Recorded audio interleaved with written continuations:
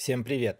Хоть раз в жизни каждый покупал на рынке у бабушек вот такие вот вкусные, пышные, очень-очень нежные пирожки с мясом, либо же с повидлом, с капустой, с чем угодно. И я уверен, что каждый хотел бы повторить такие пирожки у себя дома. Так что сегодня именно такой рецепт. Сегодня сделаем беляши, как на рынке у бабушек. Все делается слишком просто. Итак, в глубокую тарелку отправляем 1 столовую ложку сахара, 1 чайную ложку соли, 3 столовые ложки подсолнечного масла и 3 столовые ложки с небольшой горкой муки. Сюда же в тарелку нужно будет отправить одну кружку, примерно 200 миллилитров горячей воды. Температура воды должна быть чуть выше, нежели вы делаете для себя чай. Не слишком кипяток, но она должна быть почти как кипяток. Затем венчиком либо же ложкой очень хорошо все размешиваем, так чтобы не осталось нигде ни комочка из муки, и сахар с солью полностью все растворилось. Затем в эту же тарелку обязательно добавляем 150 миллилитров холодной воды и опять-таки все очень хорошо перемешиваем.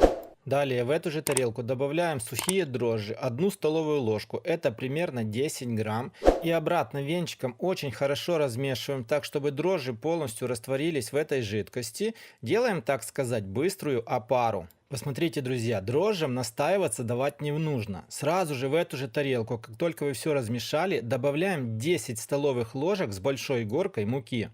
Берем венчик и полностью всю муку нужно очень хорошо перемешать. В это время венчиком вам мешать будет еще легко. Если нету венчика, можно мешать обыкновенной ложкой. После того, как вы хорошо вымешаете, тесто у вас будет не слишком жидким, но и оно не будет еще слишком густым. После перемешивания в тарелку нужно будет добавить еще 5 столовых ложек муки. Кто-то скажет, что можно было бы всю муку добавить за один раз. Я вам скажу, что так делать не нужно, потому что вы не сможете хорошо вымешать муку так, чтобы не осталось нигде комочка. После добавления муки стараемся еще раз очень хорошо перемешать, и вы увидите, что венчиком уже вам будет мешать слишком сложно, но старайтесь размешать венчиком эту порцию так, чтобы опять нигде не осталось ни комочка муки.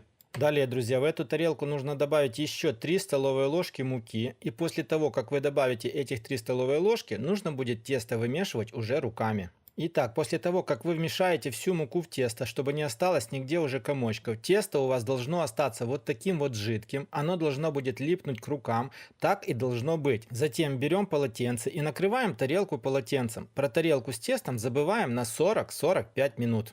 Пока тесто будет подниматься, мы приготовим вкусную начинку для наших пирожков. То бишь сегодня будем делать беляши, 500 грамм свиной фарш, 3 большие луковицы и небольшой пучок зелени.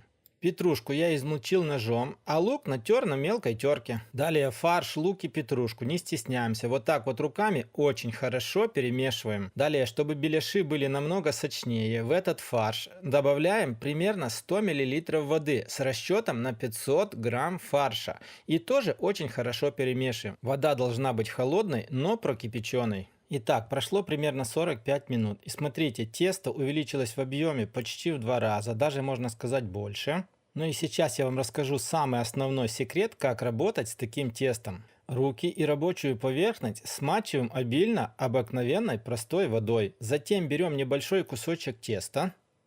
Руки еще раз окунаем в воду и руками стараемся тесто вот таким вот образом на рабочей поверхности разровнять. Слой теста у вас должен будет получиться не слишком толстый, ну а по площади он должен получиться таким, чтобы вы уложили туда 1 столовую ложку начинки, а затем начинку запечатали в виде конвертика. Ну и вот примерно вот такими вот пирожки у вас должны будут получаться. Форма у вас не всегда будет одинаковая, это ничего страшного. Самое главное для приготовления каждого вот такого пирожка руки и поверхность хорошо смачивать водой. Смотрите, друзья, начинка в этом случае может быть разная. Сегодня я показываю только из мясного фарша, но также сюда можно будет использовать повидло, капусту, картошку, горох, все что вам угодно. Затем сковородку устанавливаем на огонь чуть ниже среднего. Вливаем туда подсолнечное масло. Толщина подсолнечного масла должна быть примерно 5-7 мм.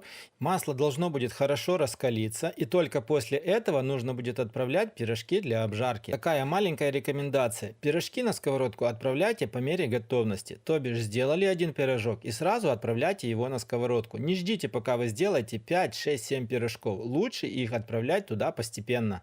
Во время обжарки вы увидите, как ваши пирожки будут увеличиваться в объеме. Как говорят, растут как на дрожжах. Через 2 минуты пирожки нужно будет перевернуть на вторую сторону, обжарить их еще 2 минуты, а затем обратно нужно будет переворачивать еще по одному разу, так, чтобы мясо внутри хорошо прожарилось. Но смотрите, чтобы пирожки не пригорели. В итоге с каждой стороны пирожок обжаривается по 2 минуты 2 раза. И самое главное, что не нужно переживать за то, что тесто напитает в себе подсолнечное масло. Никакого подсолнечного масла оно в себя не впитает. Пирожки получатся нежными и воздушными. Снимать такие пирожки нужно будет в отдельную кастрюльку и сразу же их накрывать крышкой. Но по итогу, друзья, получаются вот такие вот необычные, воздушные, очень сочные внутри и обалденно вкусные пирожки, которые продают на рынке бабушки. Смотрите, ни на одном пирожке нету даже намека на то, что они обжаривались в подсолнечном масле. Ну а когда вы попробуете один вот такой вот вкусный пирожок с таким вот большим количеством мяса, не то что бабушек на рынке, тогда я уверен, что вы захотите повторять такой рецепт еще не один раз. Ну что ж, друзья, на этом у меня на сегодня все. Если вам понравилось, поставьте лайк, поделитесь видео с друзьями. Я уверен, они вам будут благодарны. Ну а ваши родные будут просить вас готовить такие пирожки каждые выходные. Также не забывайте посмотреть еще один не менее вкусный рецепт. Ну а мы с вами встретимся, как всегда, на канале Аппетитная кухня. Всем пока!